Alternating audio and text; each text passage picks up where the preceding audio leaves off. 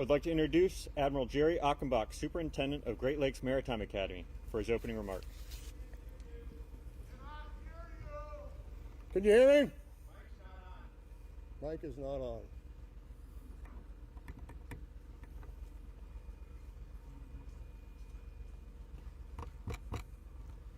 I'll speak up.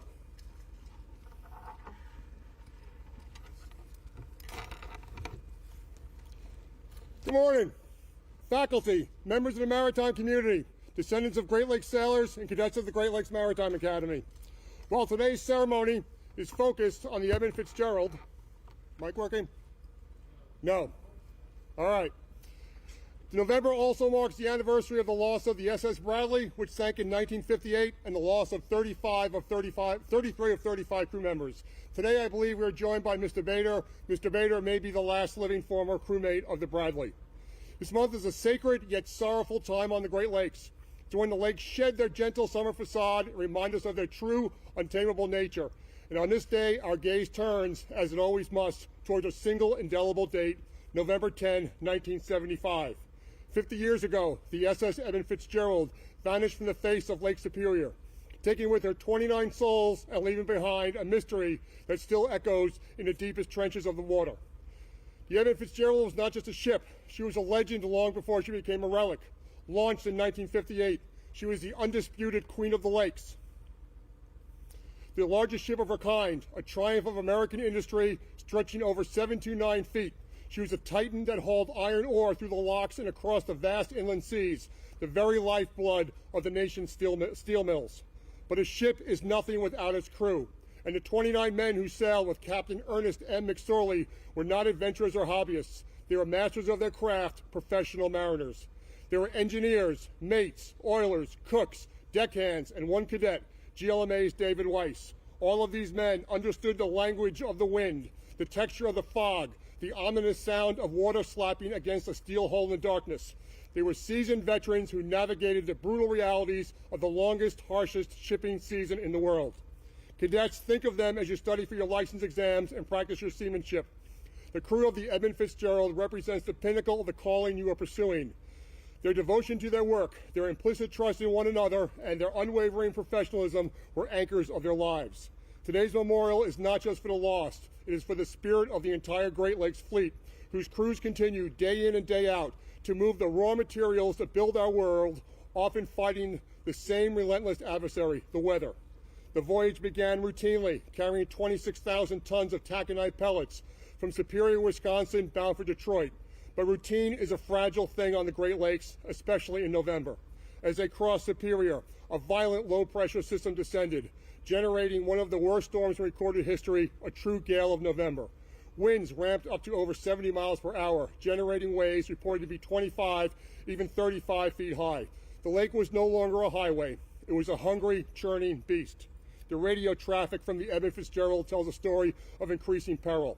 A few broken vent covers, minor damage, a slight list, and the crucial loss of her radar. Captain McSorley, a man known for his unflappable calm and decades of experience, communicated his concerns, but never panicked. He was fighting to keep his ship alive. At 7:10 p.m., Captain McSorley's final transmission was haunting in its brevity. We are holding our own. 10 minutes later, the Fitzgerald simply disappeared. No distress signal.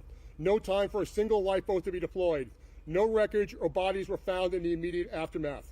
The Fitzgerald sank so quickly, so violently, that the 29 professional mariners aboard, who lived and breathed ship safely, had no warning. The lake had swallowed her hull.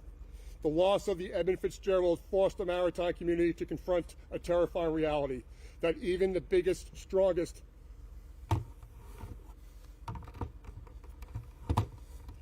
and best crewed ships are mere matchsticks against the unrestrained fury of Lake Superior. The investigation that followed could never definitively say why she sank. The mystery, however, is not the most important part of her legacy. The enduring lesson is this: humility and preparedness. For you cadets, the Fitzgerald is a living case study in the curriculum of the sea. First, respect the lakes. The Great Lakes are merciless. They demand meticulous preparation, constant vigilance, and absolute professionalism. You must be students of the weather, masters of your ship's stability, and never, never complacent. Second, commitment to crew. When the Fitzgerald went down, the Arthur M. Anderson, battered and listing itself, immediately turned back into the 35-foot waves to search for survivors.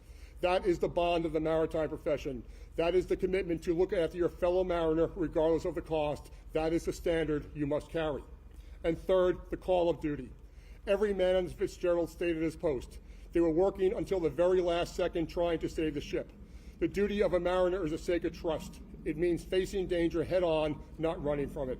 Today we remember Captain Ernest McSorley, the steady hand, Chief Engineer George Hull, who kept the heartbeat of the ship operating, and every single man, from First Mate John Peden to Deck Cadet David Weiss. They are not ghosts of history, they are the honored ancestors of our trade. They sailed, they worked, and they were lost. We will keep the watch for them. We will carry their dedication forward, and we will never forget the 29 souls of the SS Edmund Fitzgerald. Today, we will also ring the bell in memory of two Great Lakes Maritime Academy cadets we lost over the past year, Cadet Fisher Bogard and Cadet Titus Lee Johns. Thank you.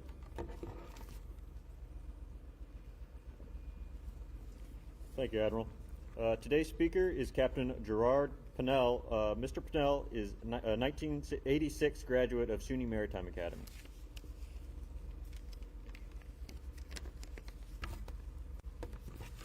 Good afternoon.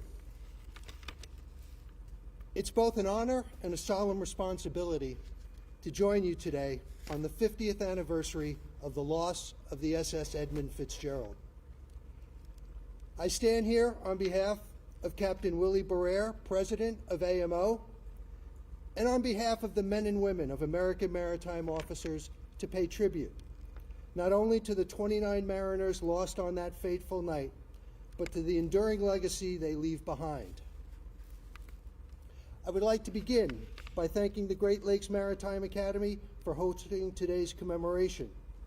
This institution plays a vital role in preparing the next generation of U.S. and Great Lakes maritime officers, men and women who follow in the footsteps of those we honor today. I also want to recognize the presence and continued commitment of the United States Coast Guard, whose service and sacrifice on the Great Lakes remain unmatched. Your dedication to mariner safety and search and rescue operations has long been a pillar of safety and security in this region. To our colleagues in the Lakes Carriers Association and the Great Lakes Maritime Task Force, and the leaders of the company who operate vessels across the Great Lakes, as well as fellow representatives from organized labor, thank you for your enduring partnership. Our industry's strength lies in its unity, and it's only together across labor, government, and management that we continue to honor our past while advancing towards a safer and more resilient future. On November 10, 1975, the Edmund Fitzgerald was just 17 miles from the safety of Whitefish Bay when it vanished from radar. No distress call was sent, no survivors were found. The storm that struck Lake Superior that night was brutal. Hurricane-force winds and waves exceeding 30 feet. It tested the limit of every man, every rivet, and every inch of steel on that vessel. Among those on board were American Maritime Officers members, licensed deck and engineering officers who served with the highest professionalism and skill. Like every mariner, they understood the risks, and like every mariner, they sailed anyway. Today we do not gather in grief alone.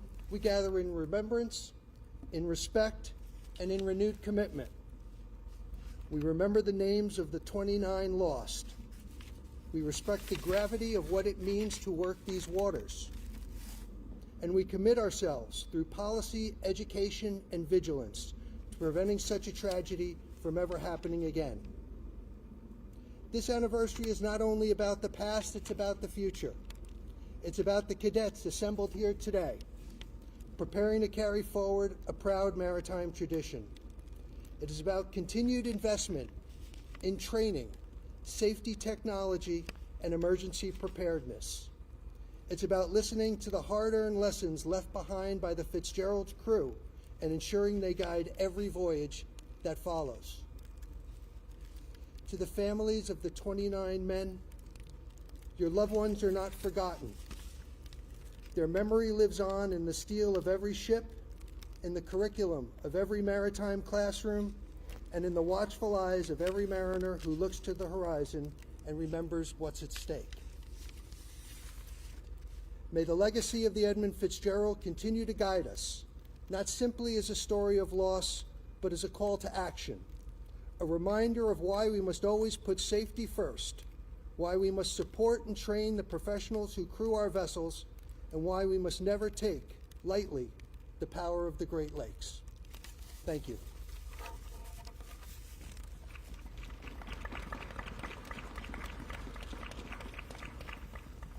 Thank you, Captain. We will now recite the final vessel roll call of the Edmund Fitzgerald and carry out a ringing of the bell in remembrance of each crew member. Captain Ernest M. McSorley, Master. John H. McCarthy, First Mate. James A. Pratt, Second Mate. Michael E. Armstrong, Third Mate. George J. Hull, Chief Engineer. Edward F.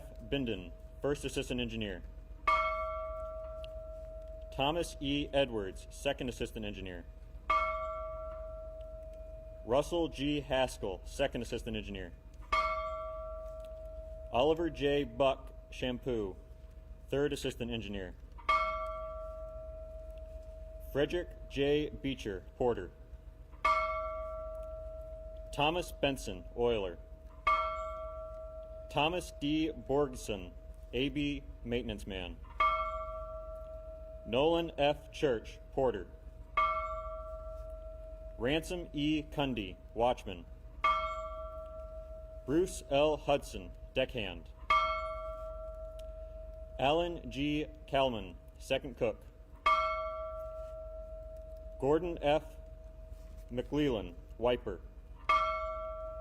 Joseph W. Mazes, Special Maintenance Man. Eugene W. O'Brien, Wheelsman. Carl A. Peckel, Watchman. John J. Poviich, Wheelsman. Robert C. Rafferty, Steward. Paul Ripa, Deckhand. John D. Simmons, Wheelsman. William J. Spangler, Watchman. Mark A. Thomas, Deckhand. Ralph G. Walton, Oiler. David E. Weiss, Cadet. Blaine H. Wilhelm, Oiler. Over the past few years, the Great Lakes Maritime Academy suffered the tragic loss of 2 cadets. We now ring the bell for them. Cadet Fisher Bogard and Cadet Titus Lee Johns. We will now ring the bell one additional time in remembrance of all mariners lost at sea, whenever or wherever their final voyage took place. To conclude today's service, we will play the traditional Mariners Hymn. Following the hymn, carnations will be available on the pier near the flagpole for those who want to offer their remembrance.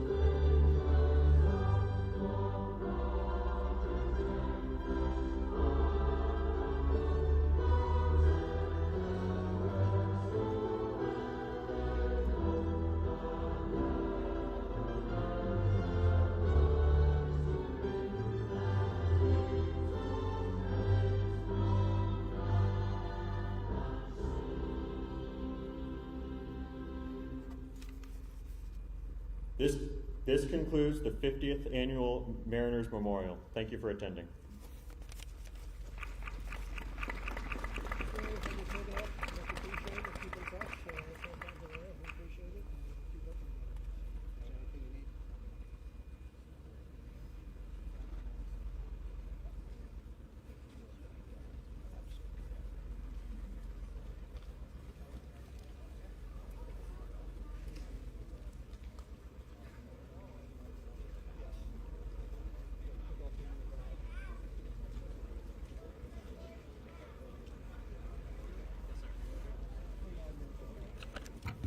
Ladies and gentlemen, you're welcome to join us in the atrium for some hot coffee and conversation.